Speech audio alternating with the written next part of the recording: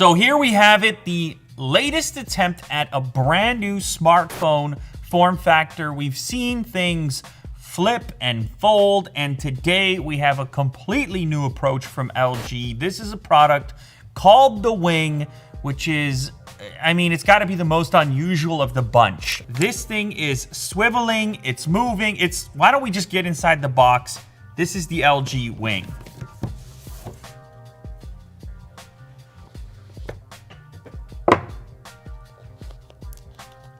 All right, so first up we have the device. It's wrapped in plastic. You can see the camera module, and actually at this point, this is looking a lot like a regular smartphone.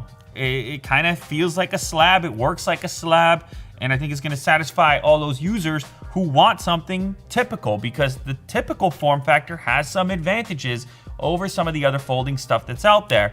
It's not as bulky. When you use it as a camera, you don't have to do any kind of fancy activity. You just point and go. Anyways, I'm gonna put this down just for a moment because I do want to check out the other items in the box. And as you'll notice, the box itself has a swivel component.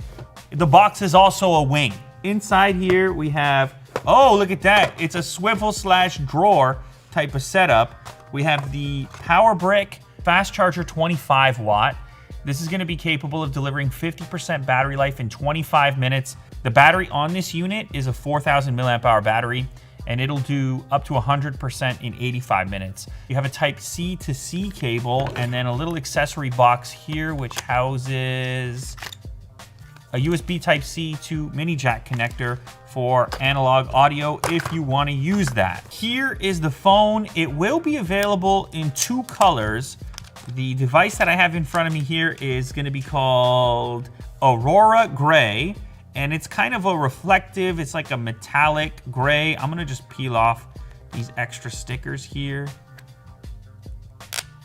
That's what the back looks like, and at this point, like I said earlier, you feel like you're looking at a typical smartphone. If you just pulled this out and started using it, no one would say anything, but then things get very magical as you bang. Look at that with one hand. Oh, that is an addictive action. You may very well just use this as a fidget spinner. You may very well just sit there all day long, irritating everybody around you because of the addictive nature of that spring-loaded swivel activity and swivel action. Now, you may be seeing me do this and say, oh, Lou, take it easy on the brand new smartphone there. But apparently they tested this to how many swivels? 200,000 times, all right? So I'm not gonna hit that in the lifespan of the device. Now you may be wondering at this point, the screen is not turned on. You're saying, okay, so what's the point here? Well, this is a full display. That's a full OLED display. This is another OLED display down below. And what this allows you to do is 2 things at once. That seems to be the challenge. That seems to be the target for smartphone manufacturers right now, is how do we let you multitask on your smartphone? How do we let you do more than one thing at a time? So we've seen some folding approaches that are out there. We've even seen dual display devices that are out there, like the Surface Duo, for example, which closes and opens to unveil 2 displays. But that one kind of suffers when it comes to using it as a regular smartphone. This one, on the other hand, it can behave like a regular smartphone if you wanted to. You don't even need to know you have a dual display until you need it. Now I could be watching a YouTube video and selecting my next YouTube video down below. So really innovative approach. Here's what it looks like from the backside. This is what it looks like when you're in that swivel mode. And as you can see, they thought about it. They put a little design on the backside for when you're holding it like that. Now they have about 1 billion ways in which they think you're gonna use it, including content creation, because you can actually hold it kind of like a gimbal as you compose video. This has a huge grip on it. I mean, I could just be here all day just pointing and shooting. As a phone, as you look around here, you'll notice you have a USB Type-C connector. On this side, you have a speaker module over there.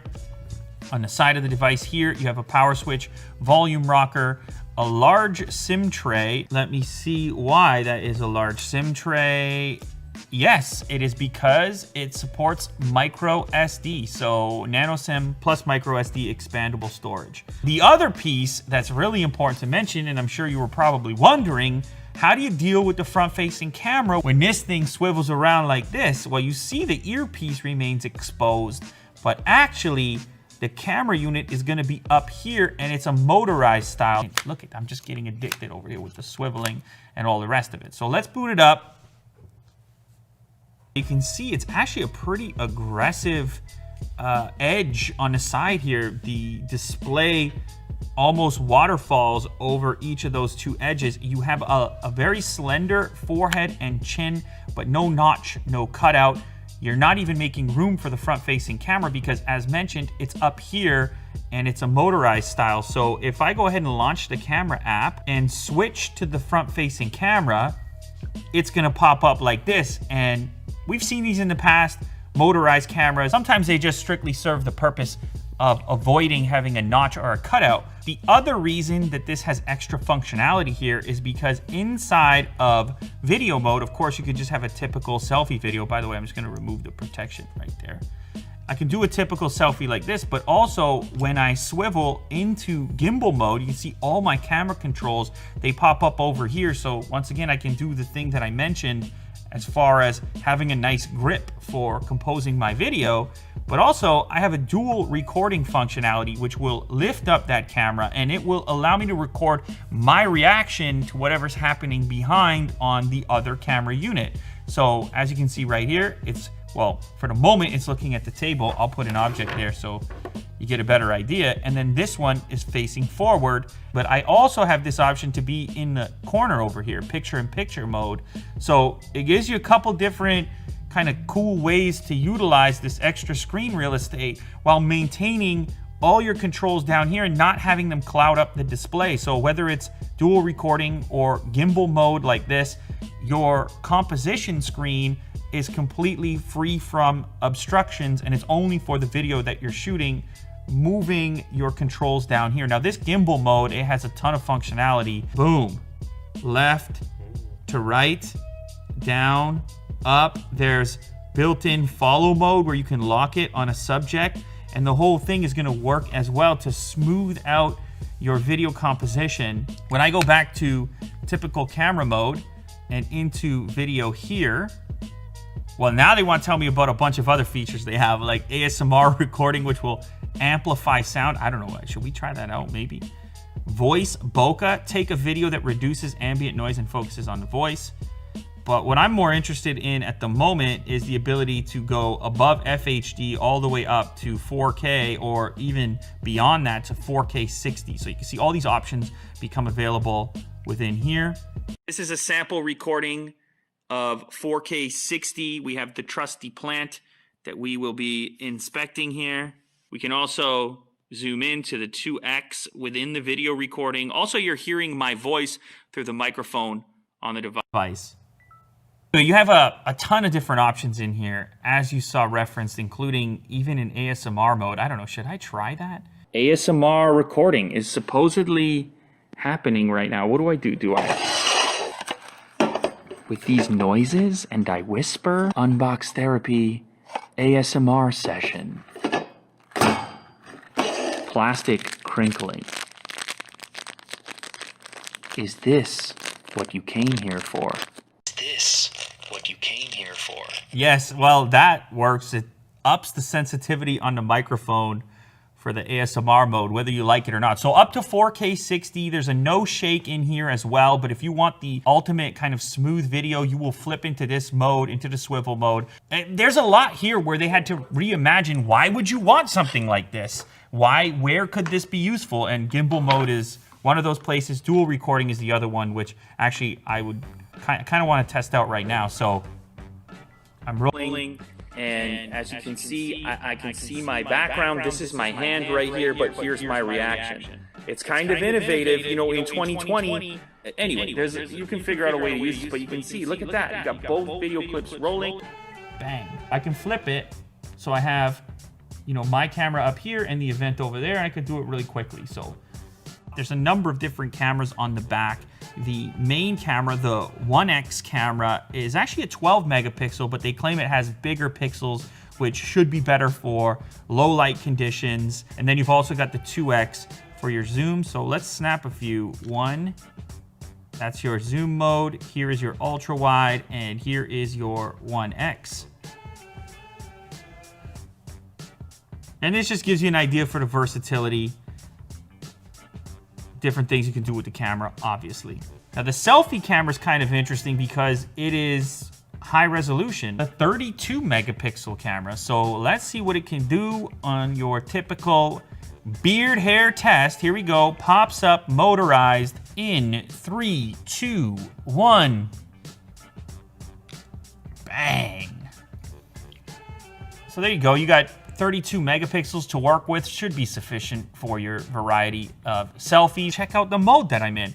We've got both our displays open. This is the fancy mode. This is what you would be excited about. And now they have set up app pairs. As you can see down on the bottom here, you may want to launch YouTube at the top and have Chrome going at the bottom over here. You could have your messaging app. You could be reading whatever you want. And then up here at the top, you're just doing the YouTube thing, and maybe you want to search something up. You see what happens? The keyboard replaces it. Replaces what you were looking at. You go ahead and search up Lou Later to catch up. There's been many new episodes. This unlocks your multimedia controls down on the bottom screen. So you don't have to reach up and touch the main display. From here, I can switch to the next video. I can pause the video, play the video. I can go back or forward in the video really quickly with these buttons. I can control my brightness, which is now maxed out, and I can control my volume right here, which is kind of nice. You never have to disrupt the actual video that's going on. And I guess I can zoom in as well, max it out, and then let's test the volume too. 17-inch LG Gram is the lightest 17-inch laptop in the world. This thing, you want to slap it under the arm, Will? You feel like you're carrying a 13-inch. This is a 3-pound laptop, 17-inch. That's why they call it the Gram? Yeah, that's why they call it the Gram. All right. Okay, so if I'm watching a video up here, I still have the opportunity to do whatever I want down below. Any application I might want, bring up a little calculator real quick because you got to get the 10 plus 10 in.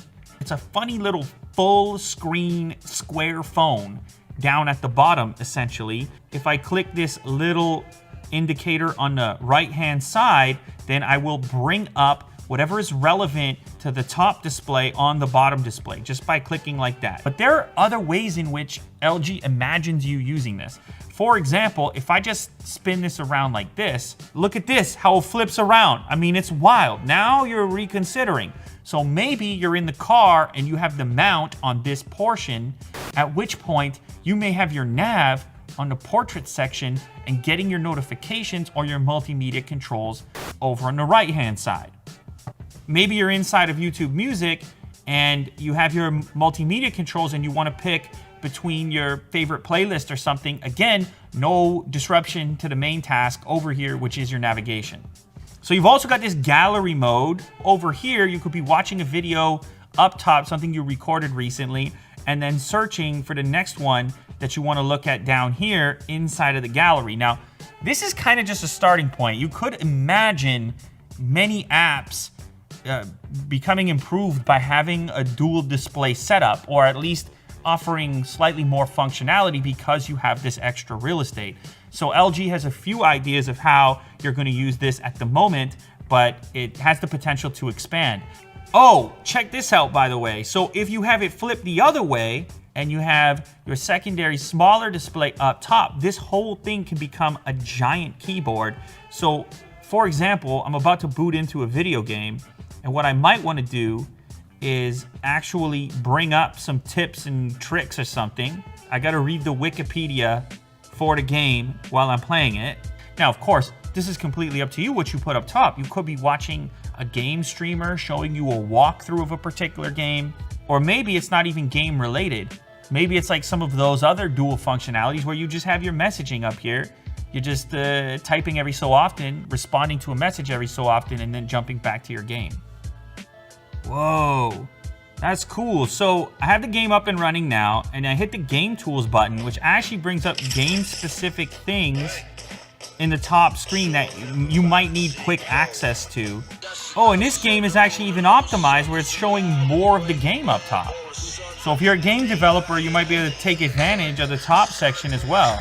Oh. So the top becomes an in-game map. Ooh. Now, I don't expect all games to be optimized for this, but this should just get your imagination going as to how this could be useful or could aid in various game titles. As far as the specifications go, the LG Wing is featuring the Qualcomm Snapdragon 765G processor. The main screen is a 6.8-inch 20.5 by 9 FHD Plus OLED. The little screen, what they call the second screen, is 3.9 inches. It's also an OLED display with an aspect ratio of 1.15 by 1, so not exactly a square. It's got 8 gigs of RAM and 128 of storage, though 256 gigs of storage will be available in certain markets. Those cameras on the back, it's one ultra high resolution 64 megapixel, followed by a 13 megapixel ultra wide and a 12 megapixel ultra wide big pixel. It's f2.2 with a 120 degree field of view. The front camera, the selfie camera, that's a 32 megapixel pop-up with the motor on it, also f1.9. The battery's 4,000 milliamp hours. Of course, it's running Android 10. It's got the 25-watt fast charge, and it's available in those two colors, Aurora Gray or Illusion Sky, which is a lighter variant. It's kind of a bluish white. Look, listen. It's an unusual, it's an interesting thing. It's a development in smartphones. You gotta say it's noteworthy, at least. The best thing about this one is it lets it still be a regular smartphone if you need it or want it to be. It's gonna behave like a regular smartphone, no surprises. This one aims to be a smartphone first with a little bonus when you want it. The main thing for me, let me tell you, is I just get inspired when I see these new takes. I'm a technology fan. I've been doing this for a while. I've seen a lot of safe moves. And safe moves they're okay. That's acceptable for the vast majority of customers that are out there. But then there's this different group of people that wants to have that moment again of kind of reimagining these things or putting something in your pocket that is just gonna be a bit different. And for that group, these type of devices exist, and I have appreciation for the fact that there are some people out there, some brands, that are taking risks. You can't say that that isn't what happened here, because there's nothing else out there at the moment that's like this.